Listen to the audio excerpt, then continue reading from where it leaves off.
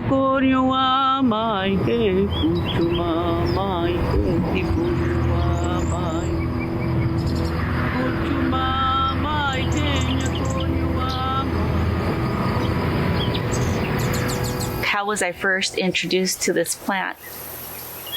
I remember very distinctly being in back of Barbara's backyard, and if you know.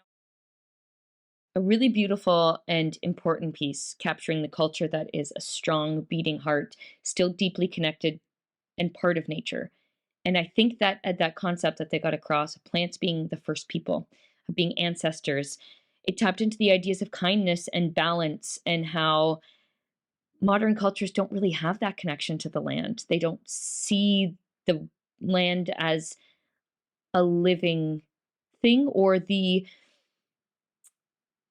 hierarchy of human to plant is out of balance.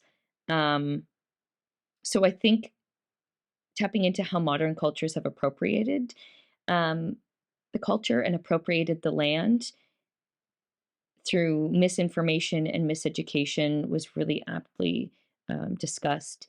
Important piece to understand and combat these harmful trends through information and a welcoming and honest reflection of where white sage comes from and how we can extend Indigenous beliefs to more sustainable practices and more information and love-based practices.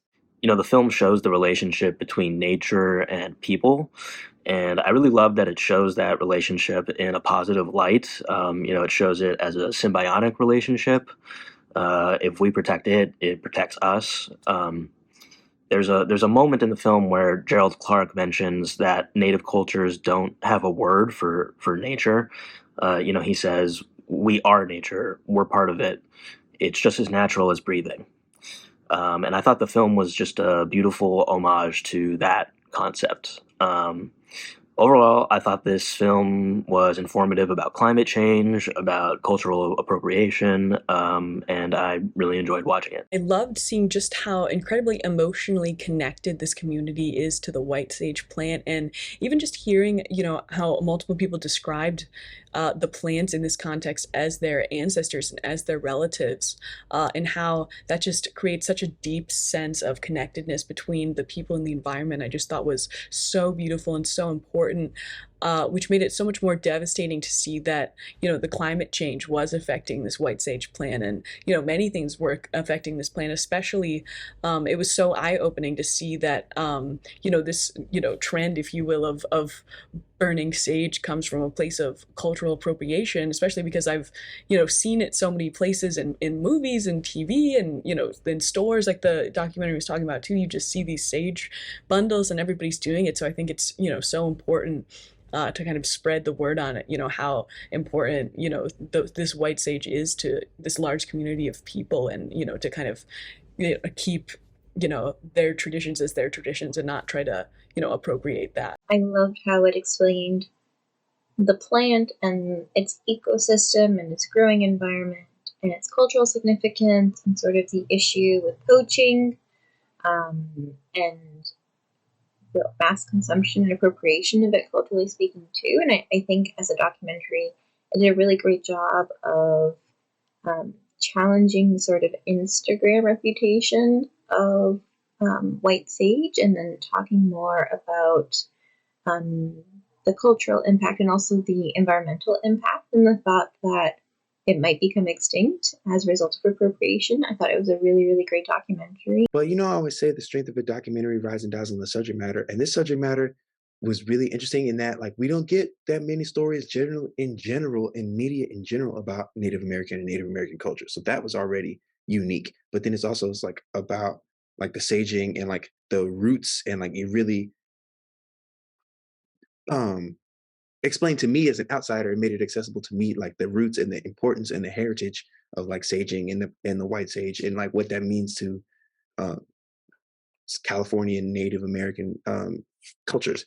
And then also breaking down the problem of the commoditization of it, and how the media and how us as a society got misuse it and abuse it nowadays. And it's like, oh, that opened my eyes because I never even knew it was a problem like that for real. So it's like, I really like this documentary and that it spoke on that issue. And like, people need to know about that because people don't know about it. So it's like really effective in that matter. So I enjoyed the use of title cards as a means of information.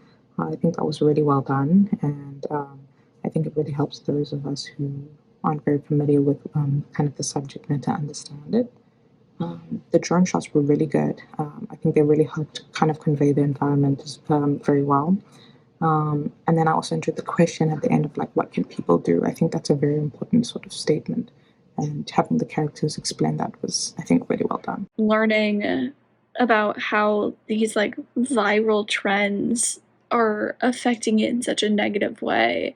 And I think one of the people made the comment of, well, it doesn't get classified as a rare plant and it doesn't get classified as, you know, being at risk or anything like that, but it 100% is classified as cultural appropriation. And, you know, it was just learning and teaching and trying to explain the why behind and the origin of not just the viral trend and actually going back and sourcing, but also sourcing where the sage is coming from and also why it is important and the impact that it has not on society at large, but a culture as well. And I thought it was really well done. I thought it was really well put together, and I absolutely loved that at the end they had not just taught you about all of these things, but they had a what's next. They had more steps afterwards that you can do every day, that you can kind of actively be a part of.